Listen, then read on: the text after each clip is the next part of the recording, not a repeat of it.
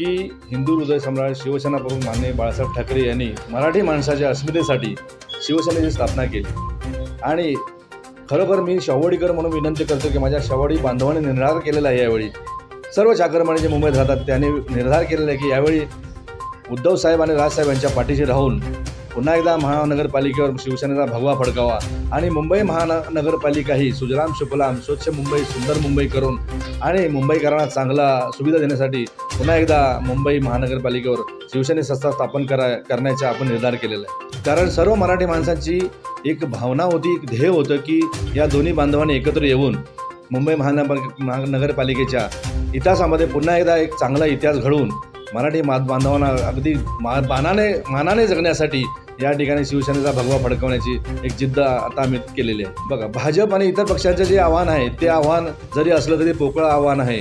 आज तुम्ही बघताय लाडकी बहीण म्हणा, नोटबंदी म्हणा, या सर्व योजना किंवा या सर्व त्याने आणलेल्या योजना पोकळ ठरलेल्या आहेत। शेतकरी बांधवांना कर्जमुक्ती कुठल्याही प्रकारे दिलेली गेलेली नाही। सर्व शेतकरी बांधव चिंतेत आहेत। मुंबईकरांना सुद्धा सर्व सुविधा बरोबर मिळत नाही आहेत। आज त्यांनी मुंबईत रस्ते चकाचक करण्यासाठी रस्ते धुण्याची जी प्रक्रिया केली किंवा मुंबई कर्जबाजारी केलेली आहे, ती मुंबई कर्जमुक्त करण्यासाठी खरोखरच पुन्हा एकदा उद्धव साहेबांसारखे आणि राजसाहेबांसारखे या ठिकाणी त्यांची जी युती झालेली आहे त्यांची सत्ता या ठिकाणी मुंबई महानगरपालिकेवर यावी असे मला वाटतं। मुंबई नगरपालिकेकडे संपूर्ण देशाचं लक्ष लागून राहिलेलं आहे। कारण ज्या राजकीय घडामोडी घडल्या की मुंबईमध्ये नेमकी सत्ता कोणाची येणार आणि कोणाची असणार, प्रामुख्याने शिंदे गट आणि उद्धव गट सर्वोच्च न्यायालयामध्ये खटला प्रलंबित जरी असला तरी यावरही बऱ्याच गोष्टी काही डिपेंड आहेत।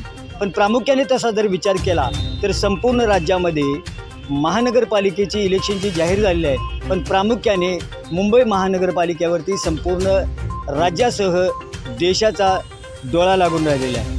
BPNसाठी मुंबईहून रमेश डोंगरे।